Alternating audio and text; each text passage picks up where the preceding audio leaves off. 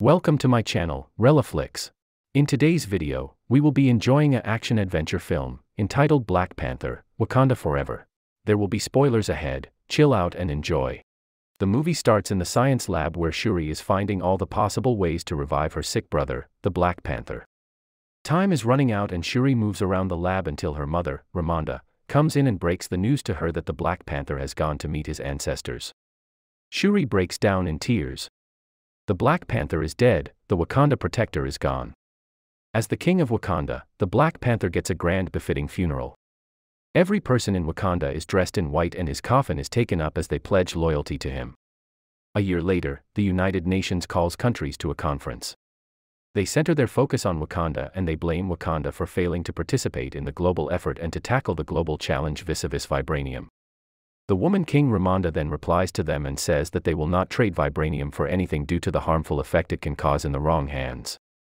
Meanwhile, the Wakandan vibranium facility had been previously invaded by the American military, but General Okoye and her army took them down. So Ramonda brings forth the soldiers that attacked their facility before the board, and she makes it clear that even though the king is dead, Wakanda still stands strong as ever. A vibranium source is being sensed by a vibranium detector in the Atlantic Ocean, and some team of trained personnel and soldiers in the American military go there to exploit it. As they do so, some strange water creatures attack them. They have extraordinary powers and they are able to control the minds of the soldiers, thereby rendering them unconscious and making them jump into the ocean. They kill the whole team. Back in Wakanda, Shuri keeps experimenting and looking for ways to improve Wakanda technologies and all. Ramonda meets her in the lab and she engages her in a conversation. Ramonda and Shuri sit outside at night and talk about their late king, the Black Panther. Ramonda keeps taking through their doctrines when a strange man with wings on his ankles walks out of the river. They ready up their weapons as they question him about who he is. He tells them about himself and he says his people call him Kukulkan but his enemies call him Namor. He tells them that the American military have spotted their vibranium and he needs Wakanda's help to stop them. He blames Wakanda for exposing the power of vibranium to the world and now it is bringing about bad things to them. He warns them as he dives back into the river. The Queen Mother calls her allies to a meeting and they discuss about Namor and his request. She asks them for their opinions on the matter and they give their verdicts. Back at the Wakanda science lab, Shuri examines the vibranium detector and they decide to go look for whoever built the detector. Shuri and General Okoye begin to find the scientist and they go to Ross to help them find the scientist.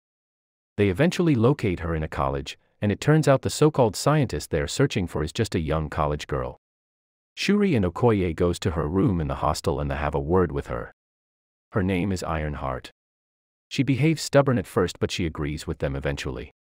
She then takes them to her lab where the FBI attacks them. They start to run away so that they can return Ironheart to Wakanda. Shuri takes a bike, Okoye takes a car and Ironheart takes her robotic suit that flies. They escape from the lab but the FBI chases them with cars and choppers. As they escape, Namor men come to the show and knock them out. Okoye fights them but they beat her and they kidnap Shuri and Ironheart. Okoye goes back to Wakanda alone and she stands before her queen explaining how the whole event happened. She tries to tell them that these creatures are super fast, super strong, and have incredible healing abilities, but Ramonda dismisses her from her duties and she leaves the palace. Ramonda calls Ross and she tells him that her daughter has been abducted and she asks him to help. Agent Ross suspects something is going down of which he has no knowledge, so he asks Ramonda, but Ramonda didn't tell him anything about Namor and his men. Ramonda then visits Nakia in Cap Haitian where she works in a French school. Ramonda asks why Nakia didn't come to Wakanda for the funeral of the Black Panther. She then tells Nakia that Shuri has been kidnapped and she will be needing her help finding her. Shuri and Ironheart are rather being treated well and Shuri receives a very beautiful princess cloth to put on and Ironheart gets good food as well. Meanwhile, Nakia is already on her search for Shuri. Nakia goes to a village in Mexico to make inquiries and she keeps getting close to them. Namor calls Shuri to his chambers and Shuri starts to ask him questions and he narrates his story to her, beginning with the story of his mother. He narrates that his mother was once a human when she and the rest of her people drank a concussion prepared from a leaf that grows from a blue rock undersea. After they took the concussion, they turned into water creatures who can no longer breathe oxygen, but they managed to extract oxygen from water, so they became sea creatures. Namor continues that her mother was pregnant during that time and she gave birth to her as a mutant with extraordinary powers. When Namor's mother died, They buried her on the land because that was her wish. But the land has been filled with humans, so young Namor and his people killed them. Namor then takes Shuri to the underwater empire and she sees how beautiful it is. Nakia then gets a signal emanating from the undersea and she tells Ramonda about it, that she has gotten the location of Shuri before she goes deep in the ocean to rescue Shuri. Ramonda informs Nakia to make sure that she returns safely with her daughter. Namor then tells Shuri that he will kill Ironheart, but Shuri pleads with him not to kill her, that the discovery of their vibranium can be resolved peacefully. Namor then tells Shuri that Wakanda should join them in waging war against the people, but she doesn't agree with him and he says it's either Wakanda joins him in waging war against his entire world or refuse and be the first nation that falls. The US president wants to take offensive actions against Wakanda because they think the incident at the bridge was done by Wakanda, but Ross figures out there is a third party that night Shuri was kidnapped, so he asks the agency to give him more time to investigate. Ramonda meets Namor at a riverbank and she asks him to free Shuri right away or else she would fight Namor, but Namor tells her that if she mentions their whereabouts to the world, he will destroy Wakanda. Luckily for Shuri, Nakia gets to her and rescues her and Ironheart, but she does that by killing one of Namor's men. When Namor gets back from the surface, he finds out everything and he wages a war with his people. Nakia hears about Okoye's dismissal and she goes to Okoye and they talk. As they talk, Namor attacks Wakanda with a river. They start to destroy Wakanda and its people. Namor fights and destroys all the flying planes Okoye, Shuri, and other soldiers used to fight him. The battle gets intense and Namor breaks the impenetrable glass wall that covers the palace with his mythic grenades and he releases water into the palace which makes the queen drown. Namor threatens to come back with all his army and he will wash away Wakanda from the surface of the earth if they don't do what he asks them to do, so he leaves with his army. Shuri loses her mother too. She feels so sad and makes up her mind to protect Wakanda no matter what. She works with Ironheart in the lab and she tries to figure out how to stop Namor. She comes up with the brilliant idea of trapping Namor in a confinement that does not support his respiration, so by doing so, they can weaken him and take him down. They work collectively and Shuri calls Okoye back to duty. Shuri eventually creates the herb that will give her the powers of Black Panther and Nakia feeds it to her as she lies down. The herb kicks her into her subconsciousness where she meets her cousin. She is not meant to meet him actually, she is supposed to meet the Black Panther himself because her cousin was evil and full of vengeance.